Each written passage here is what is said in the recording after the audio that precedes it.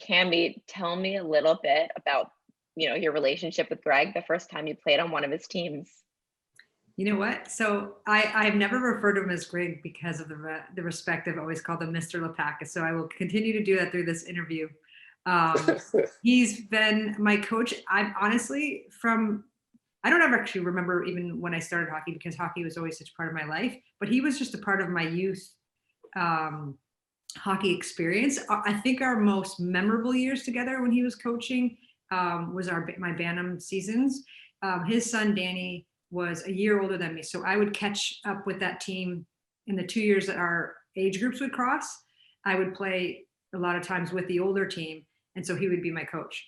So yeah, he was the most influential and inspirational coaches I played for. And just, I think the reason that I think we need to celebrate him is his courage to fight for me when it was a time where there were so many people that thought it was so crazy that I was playing, and there were so many people that didn't want me on the ice.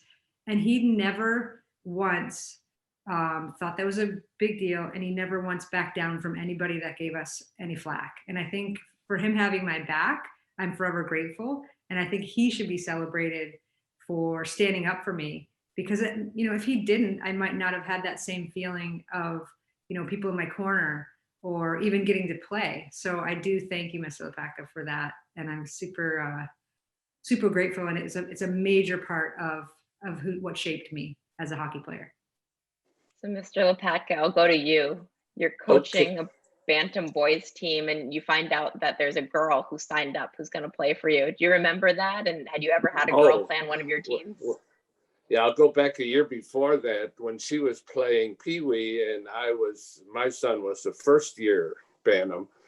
We went to Kitchener, and that was in Canada, where they have silly rules about no girls allowed to play with boys. So she had to change her name. She went there as Cammi Granato. And that's when I first became aware of her. Although I knew the Did you change your registration to Carl? Just for the tournament, right? It was like a friendship thing. It wasn't a serious tournament, but all of our teams went Bantams, midgets, Pee-wees. Her brother Tony went with the junior team. My older son went with junior. Anyway, she was Cammi Granato. So the next year when I had tryouts, Huskies had a lot of kids trying out. We had enough to make 3 teams. And I was loaded with very talented guys. So very few 13-year-olds made the team. Cammi was one, and I think there was one other. The rest of them were my son's age, 14. And I got instant complaints. Why did you take that girl over my son? Well, I hate to say this, but Cammi's better than your son. So then even some kids that made the team, parents were like, what are you doing? We got a chance to win state. What are you taking a girl? And I said, I'll stick by her. She can play.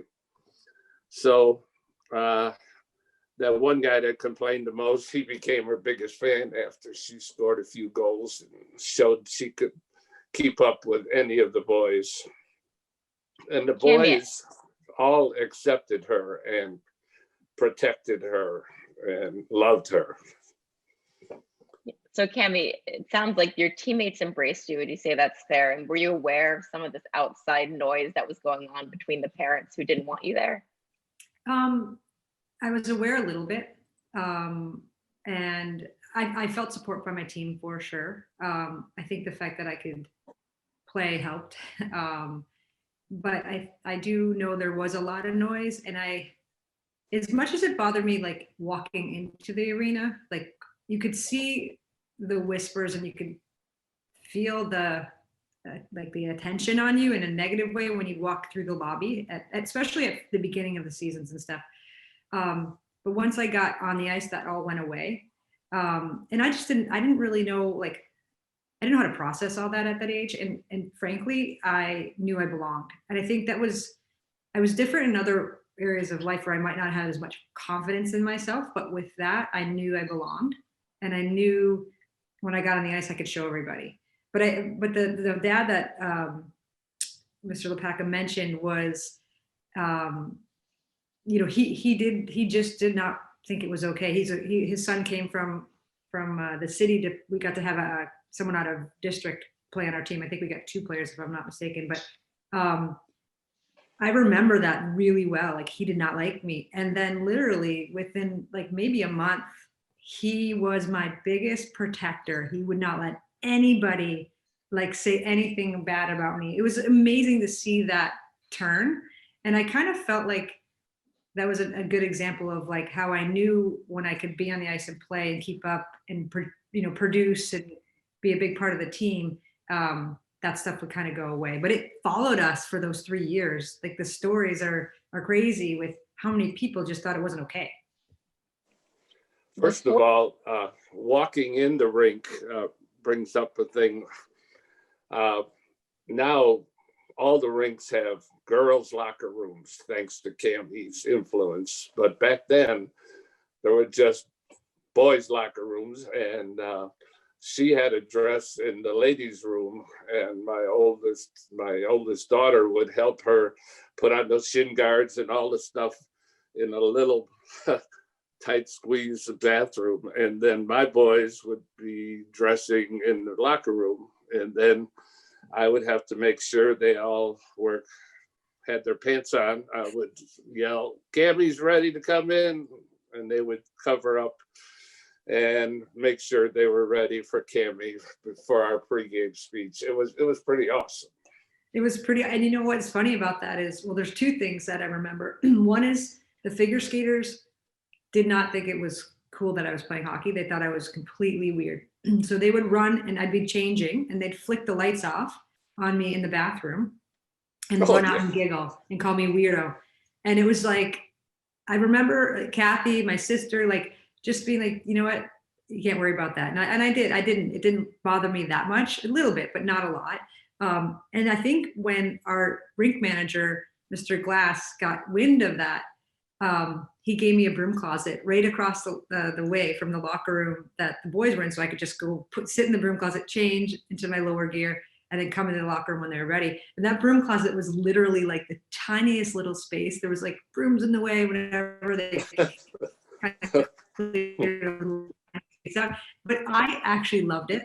I loved it. I felt like, okay, no one's gonna bother me here. It's my own little space. I'm not in the lobby where everyone has to look at me carry my bag in and out of the bathroom. And I felt much more comfortable there. And it was right across from the team. So I could just come right in when they were ready.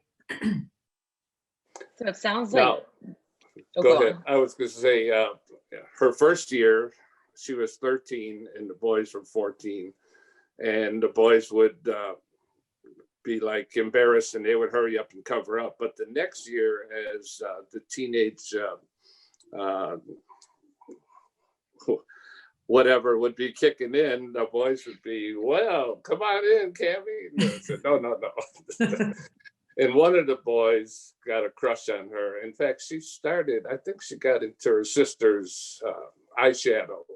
She came to a game with eyeshadow and I go, uh-oh.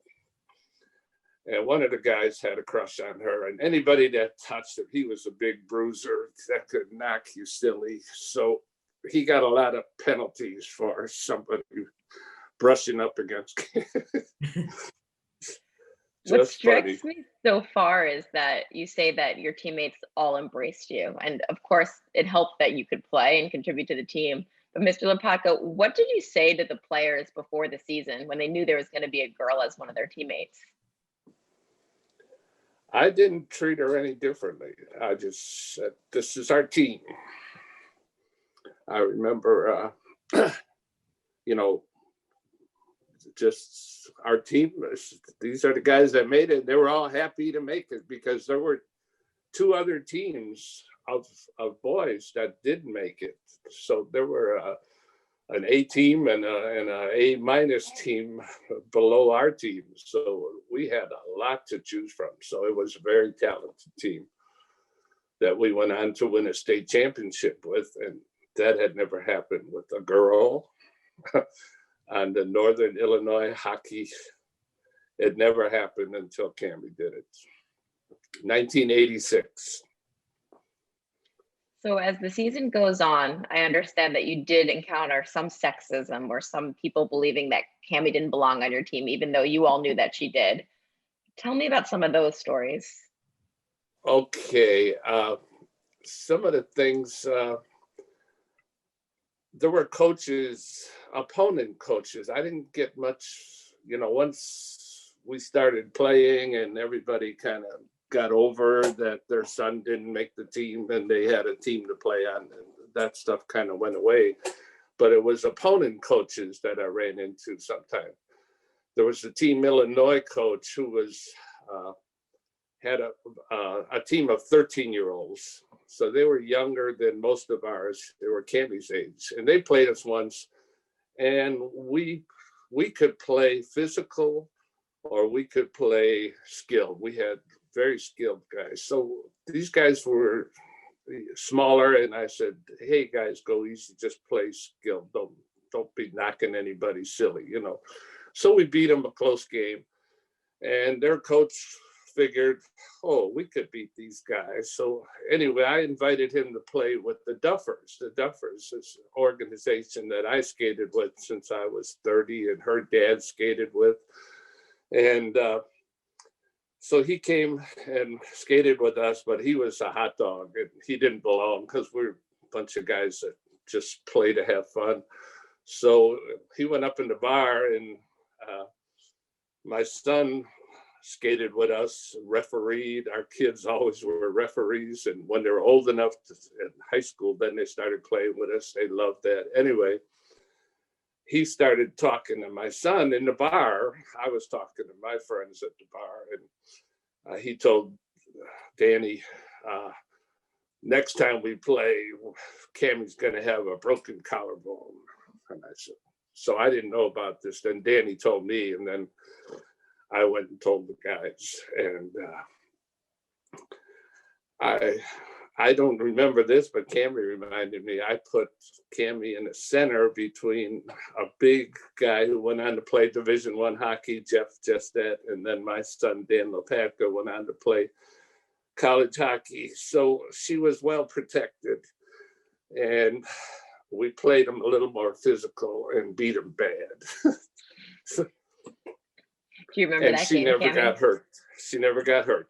I do remember that game, and I do remember scoring a goal and feeling really good about it. And I'm pretty humble kind of player. But I do, for some reason, remember myself shaking hands with the coach and just going like this, and kind of giving him a little bit of flack. And that's very unlike my character. But I remember just feeling like, I don't know, maybe I was mad that he was spreading those rumors he was going to hurt me, or maybe it was just like, ha, see, you didn't hurt me. But I'm not like that. But that came out of me when my collarbone is good. I was like, I'm good. I'm good. We beat you. It kind of felt, it felt good to play in the game. I remember when Mr. Lopatka sat my mom and dad and I down before that game. I must have been a couple days before, and said, "This is what's happening. This is what's being said. Do you want to play?" And immediately, I didn't even let my parents answer. I'm like, I'm playing in this game. Like, I'm not sitting this out. And and I think that's one of the things that was amazing about Mr. Lopatka was he made like situations like that. He made me feel protected. Like he was basically like, just keep your head up. We'll keep you in the middle. Don't go digging for pucks without, looking around. And we've got Danny and Jeff as your line mates. So you got nothing to worry about. And I felt comfortable like that. But those were the things that made me feel like I had, him and the team behind me. And that was really, really like important. Did you So feel another coach situation that I totally forgot about, where Cammi said, we went up to Minnesota and Illinois team had never won that tournament in Edina. And we ended up winning that tournament, but they were big. And Cammi remembers it better than me because she got hurt in that one. Tell your version, Cammi, because you. Yeah, so I think it was the tournament in general. So that tournament was a really renowned tournament with really good teams, and we had a really strong team that year. We came up, and Minnesota was the hockey place for great hockey players, and so we knew we were in tough with our competition.